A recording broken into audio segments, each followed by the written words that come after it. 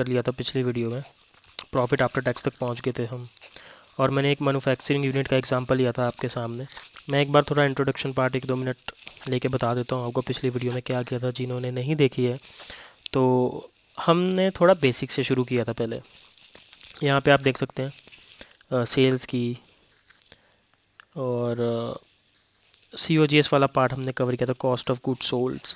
जब हम सेल्स में से माइनस करते हैं COGS, उसको बनाने की जो हमको कॉस्ट लगी मटेरियल को, तो हमारे पास ग्रॉस प्रॉफिट आता है। ठीक, ये हम यहाँ पहुँच जाते हैं। इसके बाद जब हम ऑपरेटिंग एक्सपेंसेस माइनस करते हैं, ये वो एक्सपेंसेस होते हैं जो डायरेक्टली हमारे प्रोडक्शन से रिलेटेड नहीं होते, उसके आउटसाइड से रिलेटेड होते हैं, बाहर के एक्सपेंसेस। जैसे प्रोडक्शन की यूनिट को आप अलग मान लो, तो हमारे कोई ऑफिसेज़ के एक्सपेंसेस है जहाँ पे एम्प्लॉयज़ बैठ रहे हैं, जो मार्केटिंग टीम बैठ रही है, कोई भी एडमिन के हमारे खर्चे हैं, तो सारे हम ऑपरेटिंग एक्सपेंसेस में करते हैं, प्रोडक्शन के बाहर के खर्चे होते हैं। जब हम इसको माइनस कर देते हैं तो EBITDA आता है हमारे पास। पर काफ़ी लोग क्या, सीधा ही पता है शॉर्टकट चलता है, सेल्स माइनस COGS किया, ग्रॉस प्रॉफिट आ गया, और उसके बाद नहीं पता है EBITDA EBIT में इतना डिफरेंस नहीं पता होता। पर हमारा ये दिखाने का तरीका होता है, ये रिप्रेजेंटेशन ऐसे होती है, सीधा नहीं हो जाती कुछ भी। और इससे जब हम एडवांस में गए थे तो मैंने वेरिएबल कॉस्ट बताई थी, मैन्युफैक्चरिंग यूनिट का एग्जांपल लिया था, फिक्स्ड कॉस्ट भी बताई थी हमने, ये सब कवर कर लिया था। वही बाकी EBITDA EBIT, ठीक है, profit before tax, non operating items, हमने सब कवर कर लिया था इसमें, और हम पहुंच गए थे प्रॉफिट आफ्टर टैक्स। आज हम इससे आगे ही करने वाले हैं, कुछ भी है जो मैं ये मान के चलूँगा। अब आपको पता है ग्रॉस प्रॉफिट और EBITDA EBIT में डिफरेंस पता है। ये मत करना कि ग्रॉस प्रॉफिट और EBITDA को सेम ही उसमें रख दो कि दोनों सेम ही चीज़ है, दोनों सेम चीज़ नहीं होती। ग्रॉस प्रॉफिट आता है कॉस्ट ऑफ गुड सोल्ड्स माइनस करके, और जब हम इसमें से ग्रॉस प्रॉफिट में से ऑपरेटिंग एक्सपेंसेस माइनस करते हैं, ये जो इंडस्ट्री के बाहर के खर्चे हैं, तब हम यहाँ पहुँचते हैं EBITDA पे। इसका मतलब भी होता है earning before interest, tax, depreciation, amortisation. जो हमारी अर्निंग्स हैं टैक्स से पहले की, इंटरेस्ट के पहले की, डेप्रिसिएशन के पहले की, और अमोर्टाइजेशन से पहले की, यही मतलब होता है। थोड़ी हैंड राइटिंग को इग्नोर करना, फोकस करना कि मैं क्या समझाना चाहता हूँ। तो हम अब पहुँच चुके हैं प्रॉफिट आफ्टर टैक्स पे, और हम अब इससे आगे जाएंगे। कंपनी ने इस साल अगर कुछ अर्न किया है, सब कुछ टैक्स अपना देकर, और ऑपरेटिंग एक्सपेंसेस माइनस करके, cost of goods sold minus करके, सब कुछ मतलब हमने कर दिया है। बस अब ये कंपनी के पास पड़ा है इस साल इतना कमाया है उन्होंने। कुछ भी एग्जांपल ले सकते हो, इस साल 50,000 कमा लिया, सब कुछ खर्चे दे के। अब इसके आगे क्या करती है कंपनी, उसको कैसे मतलब डिविडेंड भी देते हैं, सुना होगा जब किसी ने शेयर्स वगैरह खरीदे हैं, रिजर्व में डाल देती है कुछ पैसा, है ना। अलग अलग तरह के रिजर्व्स होते हैं, अभी हम पढ़ने वाले हैं, इन डिटेल पढ़ेंगे रिजर्व्स को भी। मुझे पता है बहुतों को कन्फ्यूज़न होती है, ऊपर ऊपर से पढ़ाया जाता है, रिजर्व्स का इतना नहीं पढ़ाते, हम करने जा रहे हैं वही सब। तो यहाँ पे आप शीट 3 में देखोगे मेरा सारा कुछ। मैं आपको यहाँ से चलते हैं, हम जहाँ से हमने छोड़ा था, इसके आगे का पार्ट है फ्लो चार्ट का। तो चलिए शुरू करते हैं बिना किसी देरी के। तो मान लेते हैं इस साल कंपनी ने, जैसे मैंने आपको बोला कि ये प्रॉफिट आफ्टर टैक्स को हम ना शॉर्टकट में पैट लिख देते हैं, 50,000 कमाया। अब क्या करेगी कंपनी आगे, इसका बांटना होता है ना इसको। ये यहाँ पे मैंने डिविडेंड दिखाया है, कुछ पैसा डिविडेंड में दे दिया, कुछ रिजर्व में रख लिया, एक तरह का गुल्लक होता है, कंपनी के पास ही रहता है ये पैसा, बस उसको कैटेगराइज कर दिया जाता है कि हाँ हमने इस रिजर्व में ये पैसा दिया है, उसको आगे किसी चीज़ के लिए यूज़ करेंगे, पर्पसेस अलग होते हैं। तो करते हैं हम डिटेल में। एक तो एक स्ट्रक्चर बताता हूँ पहले मैं आपको। प्रॉफिट आफ्टर टैक्स 50,000 इस साल कंपनी ने कमाया। अब ओपनिंग सरप्लस लिखा है यहाँ, इसको समझाना है, बहुत इंपॉर्टेंट कि ये ओपनिंग सरप्लस क्या है और ये लास्ट ईयर का मैंने क्यों लिखा है। पहले इस साल का समझते हैं, उससे आपको पता लग जाएगा जो इस साल का क्लोजिंग सरप्लस होगा ना, वो अगले साल का ओपनिंग सरप्लस बन जाएगा। जब हम सब कुछ अपना कर लेते हैं, बांट दिया सब कुछ, जिसको जो देना था शेयर होल्डर्स को दे दिया, ठीक, यहाँ पे हम पहुँचेंगे क्लोजिंग सरप्लस पे, जो हमारे पास बचा कुचा अब पैसा है ये कंपनी के अंदर डिविडेंड देने के बाद और रिजर्व में देने के बाद, इसी को कहते हैं क्लोजिंग सरप्लस, और ये नेक्स्ट ईयर बनता है ओपनिंग सरप्लस। तो इसको डिटेल में देखते हैं अभी हम। तो मान लेते हैं ये फाइनेंशियल ईयर 26 का है प्रॉफिट आफ्टर टैक्स। अब ओपनिंग सरप्लस, ये बेटा लास्ट ईयर का होगा ओपनिंग सरप्लस। मान लेते हैं लास्ट ईयर सब कुछ खर्चे निकाल के हमारे पास प्रॉफिट आफ्टर टैक्स आया था, उसके बाद हमने शेयर होल्डर्स को डिविडेंड भी दे दिया और रिज़र्व में जो पैसे डालना था वो भी डाल दिया। सारे के सारे रिज़र्व हम क्लियर करेंगे, अभी थोड़ा ऊपर ऊपर का बता रहा हूँ। उसके बाद हमारे पास जो बचा क्लोजिंग सरप्लस उसको कहते हैं, और ये वही क्लोजिंग सरप्लस जो फाइनेंशियल ईयर 25 में हमारे पास था वो इस साल हमारे पास ओपनिंग सरप्लस बन जाएगा। तो हम मान लेते हैं जो क्लोजिंग सरप्लस फाइनेंशियल ईयर 25 में था वो 30,000 बचा, और यहाँ पे मैंने लिखा है ना कि ये नेक्स्ट ईयर ओपनिंग सरप्लस बन जाएगा, तो यहाँ पे ये ओपनिंग सरप्लस बन जाएगा।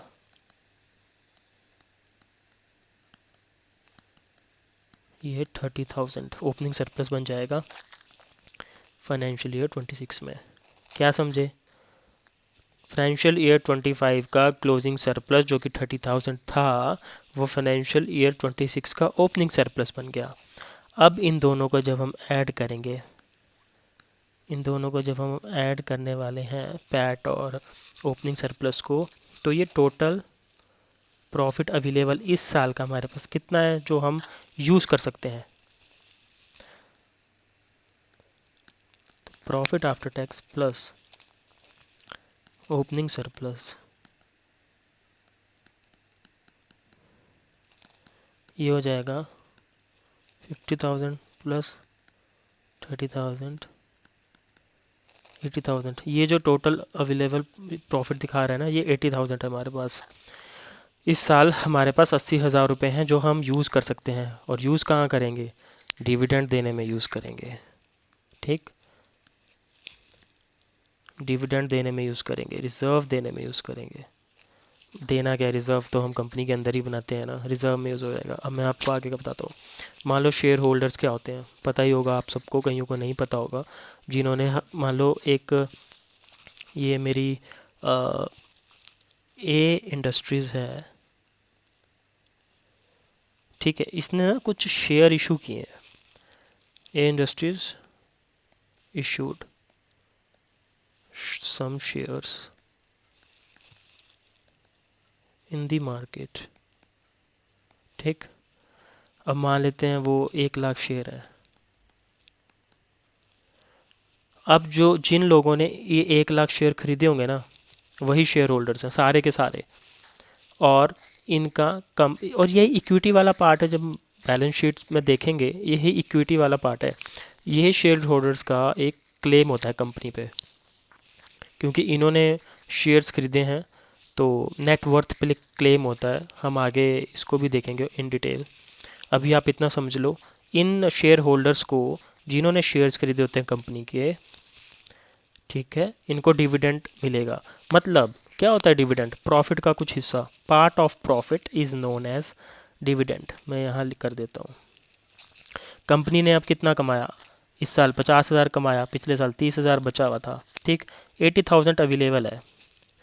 ये 80,000 पे ये क्लेम कर सकते हैं, क्लेम ही है इनका शेयर होल्डर्स का। अब ये कंपनी की मैनेजमेंट डिसाइड करती है कि ये 80,000 को पूरा देना है, डिविडेंड में ही देना है, कुछ हिस्सा इसका देना है शेयर होल्डर्स को।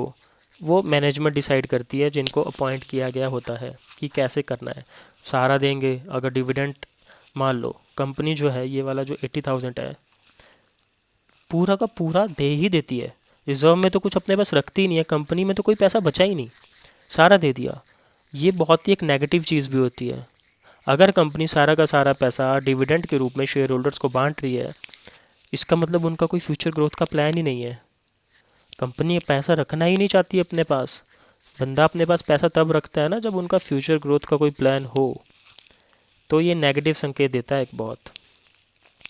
इसलिए काफ़ी बार मैक्सिमम टाइम ये भी होता है कि हम वो कंपनी चूज़ करते हैं शेयर मार्केट में जो कंपनी डिविडेंड कम दे और अपनी ग्रोथ में पैसा लगाए, क्योंकि फिर हमारा रिटर्न कंपाउंड होगा आगे जब हम पढ़ेंगे। ये मैंने थोड़ा आपको डीप इंसाइट दिया है, थोड़ा रट्टाफिकेशन से बाहर, किसका मतलब भी पता होना चाहिए।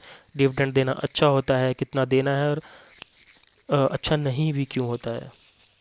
ये सारी चीज़ें कंपनी अपने पास पैसा रखती है तो इसका मतलब है फ्यूचर ग्रोथ के प्लान्स हैं उनके, डिविडेंड में कम पैसा बांटा है। अब मान लेते हैं कि शेयर्स तो 1 लाख हैं जो मार्केट में अवेलेबल हैं और लोगों ने ख़रीदे हैं। अब कंपनी डिसाइड करती है कि हम तो 30,000 डिविडेंड के उसमें दे देंगे, मतलब कंपनी का कुछ part of profit is equal to dividend, और 30,000 देती है कंपनी। मान लो 30,000 अपने शेयर होल्डर्स को देती है कंपनी। ये 1 लाख जो भी थे, कितने भी लिए थे, ये दे दिया, और बचा कितना हमारे पास, 50,000 बचा। ठीक है, अब रिमेनिंग कितना पैसा बचा हमारे पास,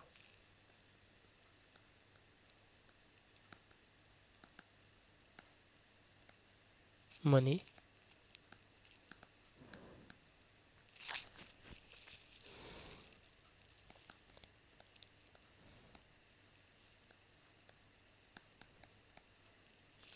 इज इक्वल टू 50,000। ये प्रॉफिट देने के बाद का है। ठीक है, अब कंपनी क्या करेगी, अब इसमें काफ़ी सारी चीज़ें आ जाती हैं। अब हम रिज़र्व देख सकते हैं इसमें कि रिज़र्व्स का क्या सीन है। काफ़ी तरह के रिज़र्व्स होते हैं, मैं यहाँ पे दिखाता हूँ आपको। ये बनाया हुआ है रिज़र्व्स, पैसा।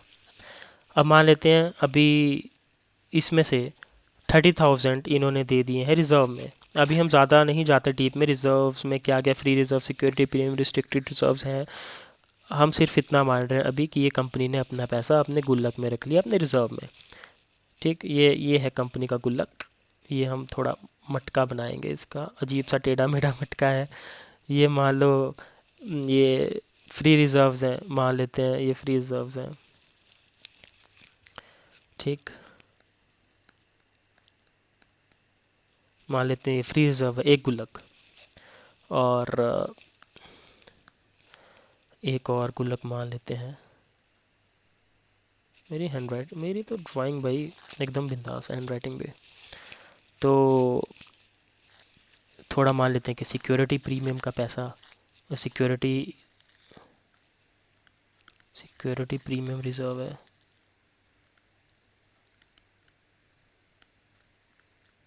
ठीक, ऐसे ही आप मान लो रिस्ट्रिक्टेड रिजर्व्स हैं, CRR DRR आएंगे उस पर, इसमें डाल दिए पैसे। ये कुछ इसमें है हमारा, कुछ सिक्योरिटी प्रीमियम में भी पड़ा है पैसा, और सिक्योरिटी प्रीमियम के भी लिमिटेड यूजेस हैं। अभी आप इतना समझ लो, चलो हमारे पास कुल मिला के 30,000 हमने ना रिज़र्व में है। ठीक, अब हमारे पास 20,000 ही बच गए। अब माइनस कर दो इसमें से 30,000, ये 30,000 हुए माइनस, ये बचे ओनली 20,000।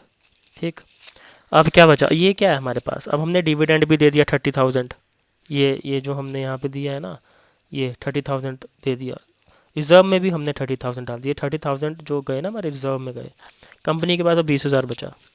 ये वाला पार्ट हमने कर लिया पूरा। ये डिविडेंड दे दिया, ये लेफ़्ट साइड देखना, अब ट्रांसफ़र टू रिज़र्व भी हो गया। अब बचा क्लोजिंग सरप्लस। ये 20,000 हमारा क्लोजिंग सरप्लस है, ये हमारा क्लोजिंग सरप्लस है 20,000। और यही अब क्या होगा अगले साल, जो फाइनेंशियल ईयर 27 आएगा, जब नेक्स्ट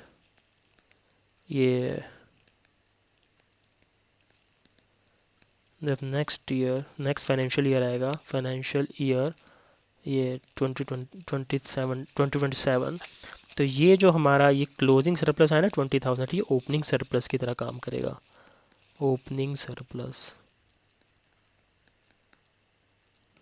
20,000। ठीक है, जो अब मैंने बता दिया डिविडेंड दे दिया, और रिजर्व में जो पैसा कंपनी ने अपना ट्रांसफ़र कर दिया विद इन द कंपनी, उसके बाद जो पैसा हमारे पास बचा उसको कहते हैं हम क्लोजिंग सरप्लस। और यही अगले साल ओपनिंग सरप्लस की तरह काम करेगा। तो एक हम ये पहले वाले चार्ट का ओवरव्यू ले लेते हैं, फ्लो चार्ट का जो मैंने बनाया, थोड़ा जूम कर देता हूँ मैं आपके लिए इसको। ठीक है, तो हम यहाँ से क्या समझ सकते हैं, प्रॉफिट आफ्टर टैक्स। ठीक, ये हमारा इस साल का आ गया। ओपनिंग सरप्लस जो यहाँ पे लास्ट ईयर लिखा है, ये पिछले साल का प्रॉफिट, ये क्लोजिंग सरप्लस है। जो इस साल ओपनिंग सरप्लस की तरह काम कर रहा है। बहुत सिंपल है। ये टोटल अवेलेबल हमारे पास प्रॉफिट हो गया इस साल का। कुछ नहीं करना है इसमें, बस इतना हमारे पास अवेलेबल है और हम इसी को डिसेमिनेट करेंगे, मतलब बांट देंगे दूसरों में, शेयर होल्डर्स में, डिविडेंड की फॉर्म में। और जो कंपनी के रिजर्व्स हैं उसमें जो कंपनी को रखना होगा वो मैनेजमेंट डिसाइड करेगी, वो उसके अकॉर्डिंग अपना पैसा रिजर्व में भी डाल देंगे। फिर जो कंपनी के पास एक्सेस में जो बच गया वही आपका क्लोजिंग सरप्लस है और यही ओपनिंग सरप्लस बन जाएगा नेक्स्ट ईयर। यही है ओपनिंग और क्लोजिंग सरप्लस का सारा जो समझने की ज़रूरत है। और ये फ़्लो चार्ट एक बार दिमाग में रखना कि प्रॉफिट आफ्टर टैक्स के बाद चीज़ें कैसे चलती हैं। अब मेन चीज़ ना रिज़र्व की आती है। अब हमको देखना है रिज़र्व, और एक यहाँ पे एक और चीज़ देख लेते हैं। अब ना रिज़र्व अलग अलग टाइप्स के होते हैं कंपनी के अंदर। ये फ्री रिज़र्व्स, पहले तो ये डाउट रहता है लोगों को क्या है इसमें। सरप्लस को जैसे रिटर्न अर्निंग्स भी कहते हैं हम, ठीक है। जो ये हमारे पास क्लोजिंग सरप्लस बच गया ना, जो मैंने यहाँ पे दिखाया हुआ है, ये क्लोजिंग सरप्लस ही है। जो हमारे पास पैसा बचा है, रिटेन्ड अर्निंग्स हैं जो बस एक्स्ट्रा हमारे पास अब है, हमने रिटेन कर लिए कंपनी में। तो इससे क्या करते हैं हम, थोड़ा अगर इसको अच्छे वे में, मतलब किसी चीज़ को ऑर्गेनाइज वे में दिखाना है, तो हम ना इसी से जनरल रिज़र्व भी बना देते हैं। और ये दोनों ही फ्री रिज़र्व है। जनरल रिज़र्व भी फ्री रिज़र्व है और सरप्लस भी फ्री रिज़र्व है। इसके काफ़ी ज़्यादा यूजेस होते हैं। फ्री ही नाम से आपको पता लग रहा होगा, इसको हम ना काफ़ी जगह यूज़ कर सकते हैं। बोनस शेयर में यूज़ कर सकते हैं। अगर हमको डिविडेंड देना है, हमने अभी दिया ना डिविडेंड, आप सरप्लस में से दो, आप जनरल रिज़र्व में से दो, फ्री पैसा कंपनी का, आप डिविडेंड बांटो, इससे डिविडेंड बांट सकते हो आप।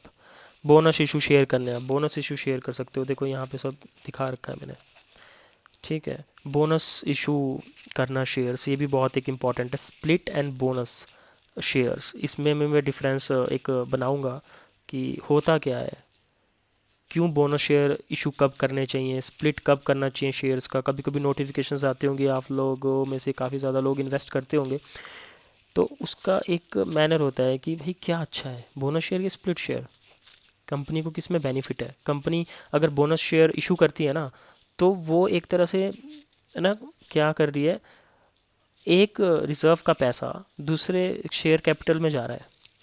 जैसे सीआरआर में पैसा पड़ा है तो वो शेयर कैपिटल में जाएगा, और कंपनी दिखा रही है कि मेरा पैसा मेरे ही अंदर है और मैं अभी बोनस शेयर इशू कर रही हूँ, प्राइस हाफ होगा, थोड़ी लिक्विडिटी इंक्रीज़ होगी। क्योंकि ये सब हम करेंगे आगे, मैं अगर ऐसे बताऊंगा आप लोगों को समझ नहीं आएगा। तो अभी इतना समझो, हम नोटिफिकेशंस देखी होंगी कभी, ग्रो या कोई भी और प्लेटफॉर्म, एंजल वन वगैरह, बहुत जीरोदा हैं आपने यूज़ किए होंगे। तो नोटिफिकेशन आती है कि ये कंपनी बोनस शेयर इशू करने वाली है, तो उसको हम डिटेल में पढ़ने वाले हैं कि कैसा दिखता है, क्यों करती है ऐसा कंपनी, क्या ज़रूरत क्या है। रिजर्व में जब ज़्यादा पैसा होता है ना, तब कंपनी बोनस शेयर इशू करती है, अभी माइंड में इतना रखना। और ये सीआरआर बनाने की ज़रूरत क्या है, ये भी एक बहुत ही इंपॉर्टेंट है कि क्यों बनाना है सीआर। कैपिटल रिडेम्पशन रिजर्व है इसका मतलब, लिख देता हूँ यहाँ, कैपिटल रिडेम्पशन रिजर्व। इसको बनाने का मतलब क्या है, कुछ तो सोच के कंपनी बनाती होगी ना। और ये जनरल रिजर्व से ही बनता है या सरप्लस से बनता है, फ्री रिजर्व है ना वो जो, तो उसी से बनेगा सीआरआर। तो इसको बनाने का पर्पस भी हम समझेंगे अभी। और ये डीआरआर डिबेंचर, ठीक है, और ये लॉस एडजस्टमेंट फ्री रिजर्व से, मतलब ये यूजेस हैं इनके, सरप्लस और जनरल रिजर्व के, जो हम लोग आगे अभी देखने वाले हैं। और ये ही मेन टॉपिक है रिजर्व्स का। मेरे ख्याल से 12th क्लास में तो ये नहीं होता, आगे का ही है जो इतना डिटेल में नहीं पढ़ाते उस टाइम। तो पर ये आपकी लाइफ में काम आएगा, जिसको भी रिज़र्व समझने हैं, आपके इंटरव्यू में भी काम आएगा। इंटरव्यू में सीधा पूछ लेते हैं भाई सीआरआर क्यों बनाते हैं, और नहीं पता होता लोगों को क्यों बनाते हैं। सिक्योरिटी प्रीमियम के यूजेस तो रट लेंगे, वो 5-6 जो भी यूजेस हैं। और बोनस शेयर स्प्लिट शेयर का नहीं पता होता डिफरेंस, तो हम ठीक है अभी ये करते हैं, आगे चलते हैं हम यहाँ से। उम्मीद है आपको ये ऊपर वाला तो समझ आ गया होगा। तो एक बार आप इसको देख लो, मैं फिर इसको रब करता हूँ। पूरा।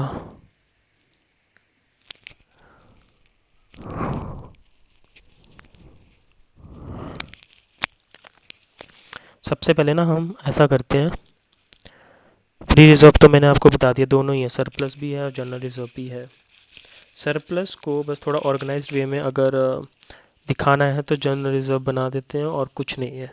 सिक्योरिटी प्रीमियम हम देखेंगे, इसका तो पूरा का पूरा ही चलेगा कि कंपनी कैसे अलॉटमेंट इशू करती है, पैसा आता है, एप्लीकेशन फॉर्म वगैरह, इसको फिर कवर करेंगे।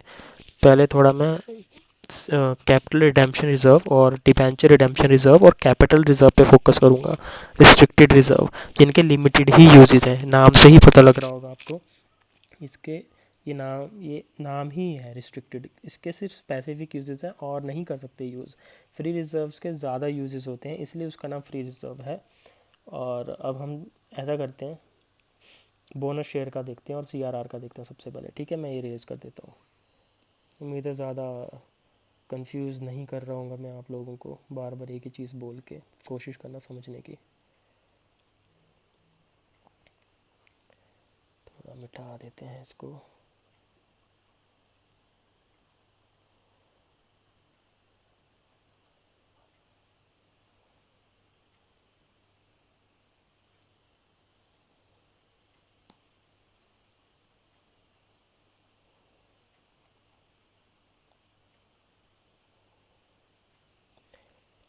फोकस करना सीआरआर पे।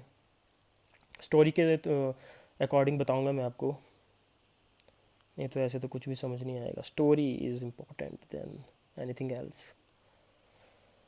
तो क्यों कंपनी सीआरआर बनाती है, मैं आपको ना रियल लाइफ स्टोरी बताता हूँ, मज़ा आएगा सुनने में। क्या होता है कि बाय बैक लिखा ना मैंने इसके आगे, तो वैसे तो कंपनीज एक्ट में मना है,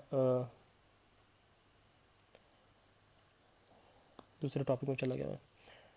तो क्या होता है जब कंपनी इशू करती है शेयर्स मार्केट में, तो पैसा देते हैं लोग, ठीक है। तो कंपनी क्या करती है, हम लिखते हैं ना एंट्री में कि जैसे बैंक में पैसा आया हमारे, ये जैसे बैंक अकाउंट डेबिट, ठीक है, टू शेयर कैपिटल लिखते हैं ना हम। अभी हम यही वाली एंट्री देख लेते हैं कि बैंक में हमारा पैसा आ गया। अब ये सब मैं उम्मीद करता हूँ आपको एंट्रीज पता होगी, तो ज़्यादा डिटेल में अभी इनमें नहीं जाऊँगा। तो ये बैंक में पैसा आ गया, और टू शेयर कैपिटल, क्या है ये शेयर कैपिटल का मतलब? इसका मतलब ये होता है कि कंपनी ने ऑनरशिप दे दी शेयर होल्डर्स को, जिनसे भी पैसा लिया है उनको हमने ये ऑनरशिप दे दी है। इसका मतलब ही है ऑनरशिप देना।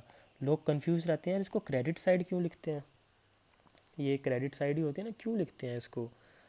इसको इसलिए क्रेडिट साइड लिखा जाता है, एक तरीका तो ये है बताने का कि जब हम किसी को अपनी कंपनी की हिस्सेदारी दे रहे हैं, इसका मतलब ये है कि वो जो इक्विटी होल्डर है उसका हमारी कंपनी पे क्लेम बढ़ गया है।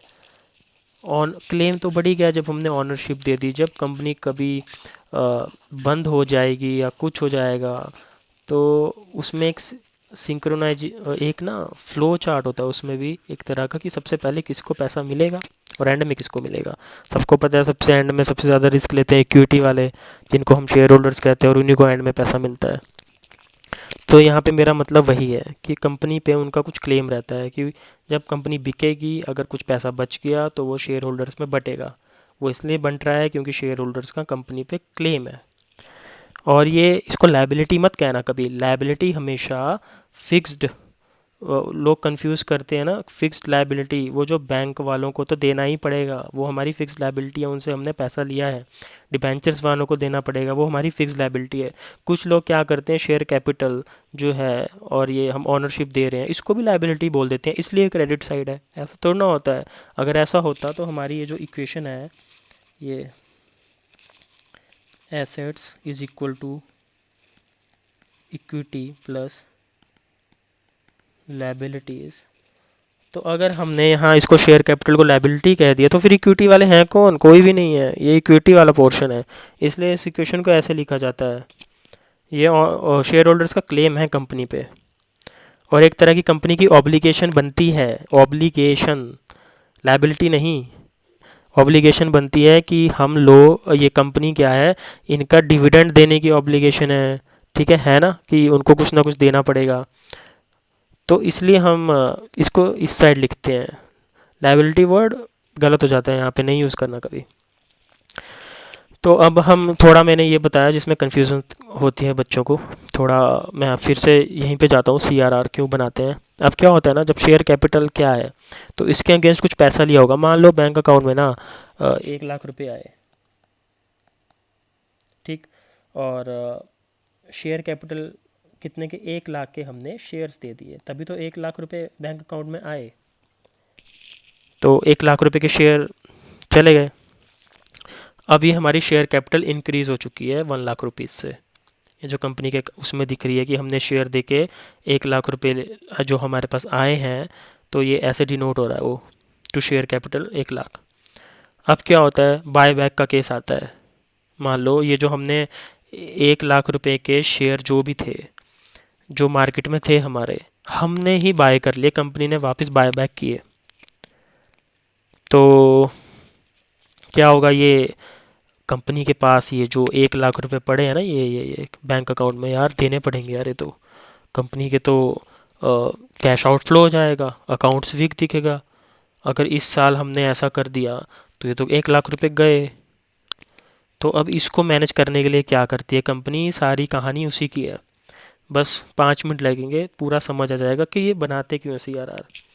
ये इसलिए बनाते हैं कंपनी के अकाउंट्स वीक ना दिखें। तो ये कैसे करते हैं ये लोग, हम ये समझते हैं, करते कैसे हैं ये देखना, ऊपर वाले फ्लो चार्ट में देखना, ये वाला। अब कंपनी क्या करेगी, अब हमको पता है ना इस साल हमारे 1 लाख रुपए जाने हैं, हमने बाय बैक कर लिया है शेयर, ठीक है, और ये तो गए पैसे।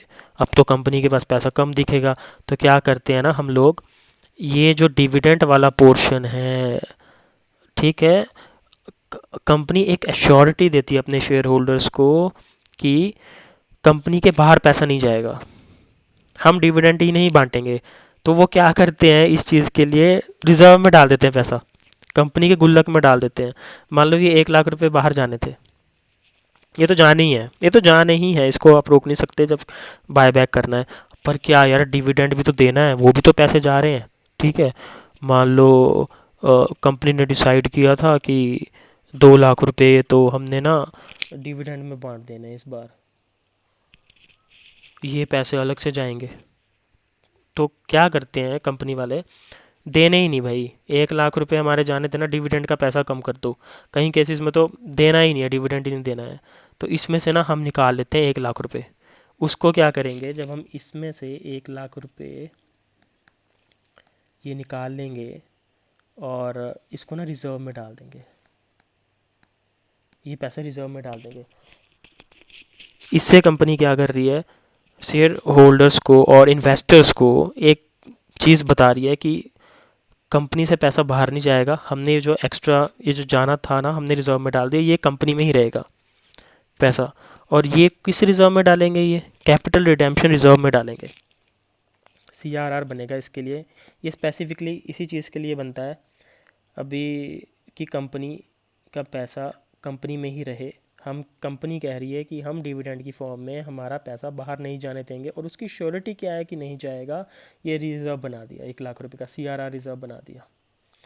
अब कंपनी के पास पैसा जो 1 लाख कम दिखना था, ये बाय बैक करने की वजह से ये कम नहीं दिखेगा, क्योंकि हमने डिविडेंड में जो पैसा बांटना था वो हमने कंपनी में, कंपनी के रिज़र्व में ही डाल दिया वापस से, ठीक। अब मान लो यहाँ पे डिविडेंड गया सिर्फ 1 लाख का, ठीक, ट्रांसफ़र टू रिज़र्व हो गया CRR में 1 लाख, और कंपनी से बाहर जो ये 1 लाख रुपए जाना था ये गया, ठीक, आउटफ्लो हुआ ये।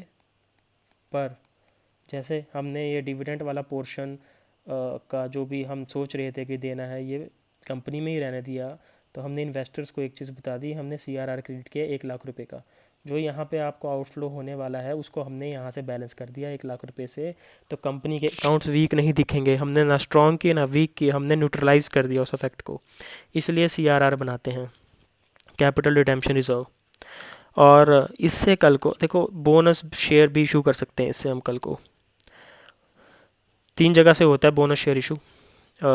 ये जो आपके फ्री रिजर्व है, CRR है, सिक्योरिटी प्रीमियम है, बस बाकी नहीं होता। और ये मैं आगे बताऊंगा। अभी मैंने आपको थोड़ा ओवरव्यू बोनस शेयर का भी दिया है कि बोनस शेयर ये आएगा, मेरे ख्याल से आता है ये थ्योरी में, बाकी मुझे इतना नहीं पता क्योंकि मैंने पढ़ाई कहीं और से की है।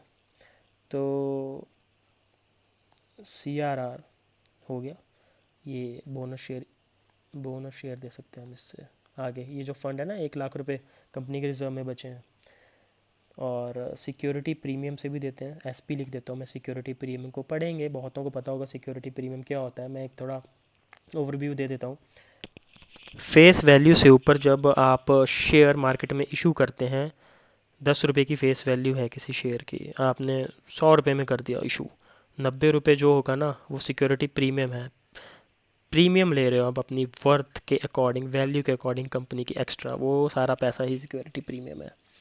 तो इससे भी आप बोनस शेयर इशू कर पाओगे। रटा नहीं माना इसका सिक्योरिटी प्रीमियम का, ये धीरे धीरे खुद ही पता लग जाता है, याद हो जाता है कि कहाँ कहाँ इसके यूजेस हैं। वो पढ़ेंगे, वो तो पूरा अलॉटमेंट का इशू पढ़ना पड़ेगा सिक्योरिटी प्रीमियम के लिए। और जनरल रिजर्व से भी आप बोनस शेयर इशू कर सकते हो। बहुत फ़ायदे हैं वैसे बोनस इशू करने के भी। देखेंगे हम 3 जगह से बोनस शेयर इशू हो जाता है। ये दिमाग में छाप लेना अपने, याद ही हो जाएगा आपको खुद ब खुद ही। तो ये चीज़ हमने कर ली। CRR का मैंने मतलब बता दिया, एक बार ब्रीफ करता हूँ। कंपनी के अकाउंट्स वीक ना दिखें, शेयर बायबैक की वजह से जो पैसा कंपनी से बाहर जाना है उसको बैलेंस करने के लिए हम CRR बनाते हैं। और ये एक श्योरिटी देती है कंपनी इन्वेस्टर्स को कि ये पैसा हम रिजर्व में डाल रहे हैं और ये पैसा बाहर नहीं जाएगा कंपनी से। तो इससे क्या होता है, बैलेंस आउट हो जाता है सब कुछ। तो हमने CRR कर लिया। अब ऐसे ही है DRR भी बिल्कुल। इसलिए DRR तो बहुत ईजी है, अब ऐसे ही समझ आ जाएगा। ये जो है ना DRR, ये वाला, इसका मतलब है ना, ये डिबेंचर्स वगैरह का चैप्टर जब पढ़ा होगा आप लोगों ने, तो उसमें है कि जब आप प्रिंसिपल अमाउंट होता है ना डिबेंचर का, कि भाई डिबेंचर्स होते हैं क्या, मैं ये बता देता हूँ। मान लो कंपनी ने 10 लाख रुपए उठाए किसी से, अपने इन्वेस्टर से, तो ना एक इशू करेंगी, नो होता है इनके पास एक पर्चा बोल देते हैं हम नॉर्मल लैंग्वेज में। तो हर महीने एक पर्टिकुलर इंटरेस्ट जाता है कंपनी का इन, तो ये देती रहती हैं, मतलब इंटरेस्ट जाएगा ही जाएगा। एंड में क्या होता है ना, जब प्रिंसिपल अमाउंट बच जाता है, जो भी मान लो 10 लाख का वो प्रिंसिपल अमाउंट ही था, कंपनी हर महीने उस पर इंटरेस्ट दे रही थी अपने इन्वेस्टर को। एंड में क्या होता है, 10 लाख रुपए तो देने हैं भाई वापस कंपनी को, अपने इन्वेस्टर को। तो अब एकदम से लोड पड़ेगा, तो कंपनी क्या करती है ना, DRR बना देती है, डिबेंचर रिडेम्पशन रिजर्व। जब वो जिस दिन 10 लाख रुपए देने हैं तब तक का वेट थोड़ा ना करेंगी, तो एक रिज़र्व बनाती रहती है, थोड़ा थोड़ा पैसा ना उसमें डालती रहती हैं, तो एंड में ताकि लोड ना पड़े।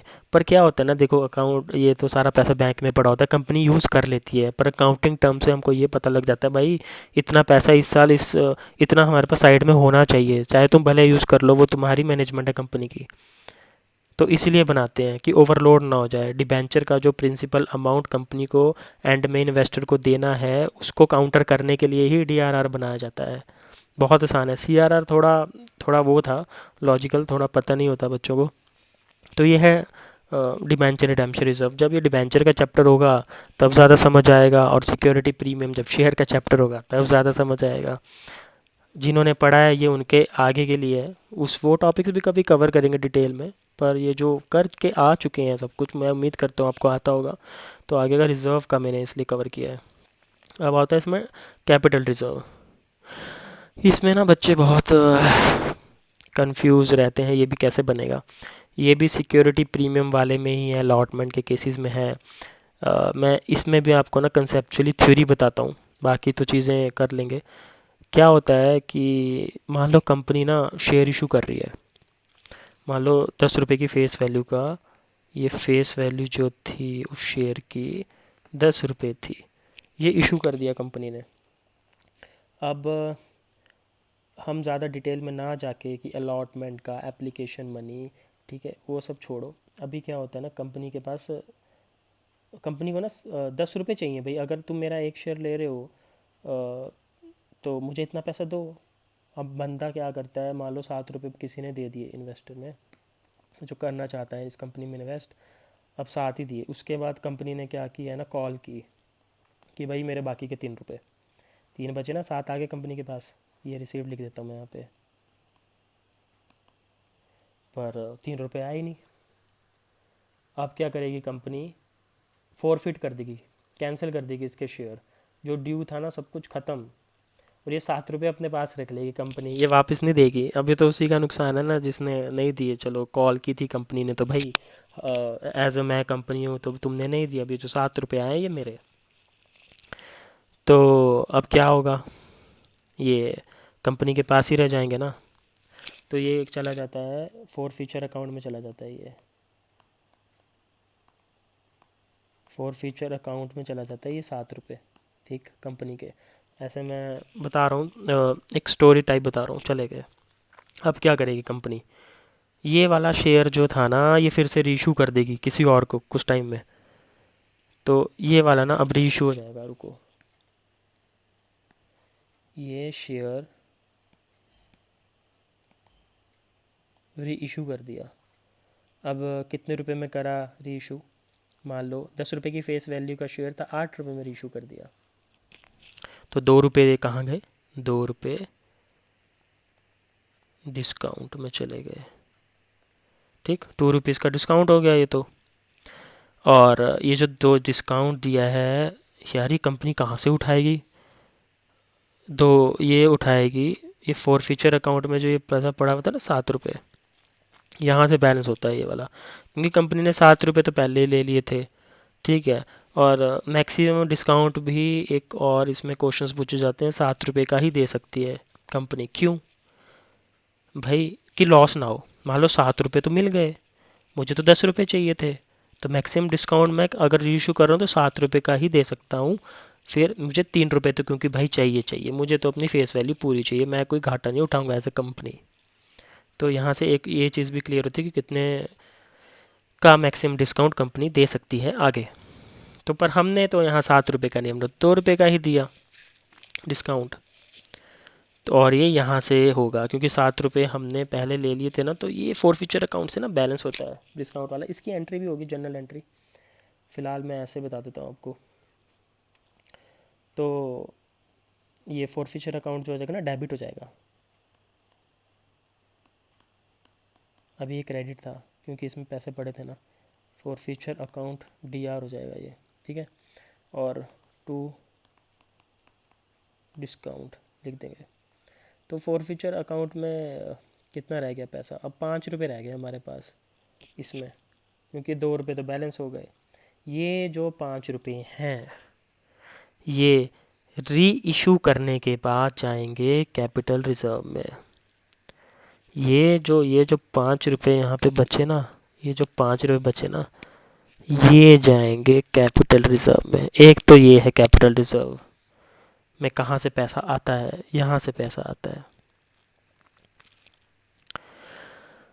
और भी जगह से पैसे आते हैं इसमें। अगर आप मशीन बेच रहे हो तो वहाँ से भी इसी में पैसा आएगा। वो जो कैपिटल गेन होगा ना, वो कैपिटल रिजर्व में ही जाएगा, क्योंकि वो ऑपरेशन से कमाया हुआ पैसा नहीं था, वो मशीन को बेच के वन टाइम पैसा कमाया हुआ था, तो वो भी कैपिटल रिजर्व में जाता है। मशीन को बेच के पैसा, और ये जो हम पढ़ेंगे आगे ये फॉर फ्यूचर अकाउंट वगैरह, तो जब रीइशू होता है याद रखना, रीइशू के बाद जो फॉर फ्यूचर अकाउंट में पैसा बचा वो ही कैपिटल रिजर्व में जाएगा और कोई नहीं।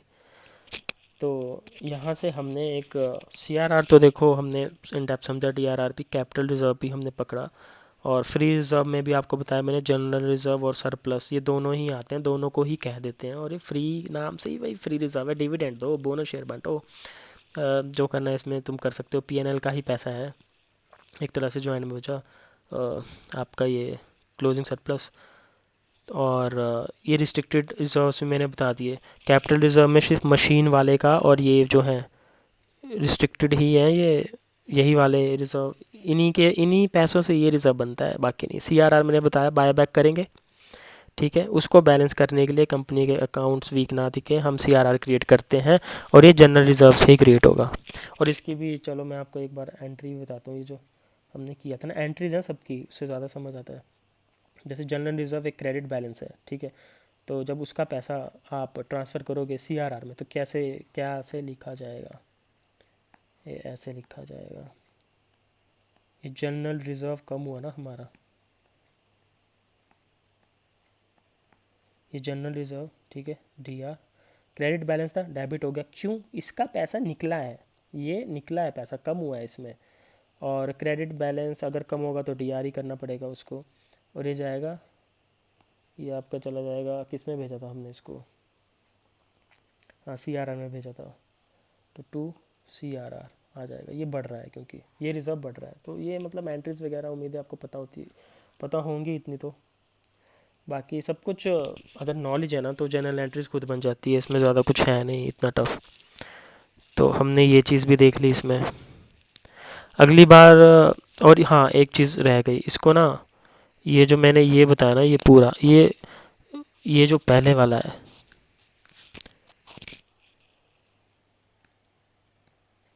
ये जो पहले वाला है ना, ये इसको हटा देते हैं। क्या हो रहा है ये जो है ये वाला, इसको एप्रोप्रिएशन कहते हैं। कि प्रॉफिट आफ्टर टैक्स को जो भी मतलब हम किस तरह से बांट रहे हैं और किस तरह रख रहे हैं अपने अकाउंट्स में, अपनी कंपनी में, और बाहर दे रहे हैं शेयर होल्डर्स को, एप्रोप्रिएशन बोला जाता है इसको। क्या लिख देता हूँ मैं, ये है एप्रोप्रिएशन।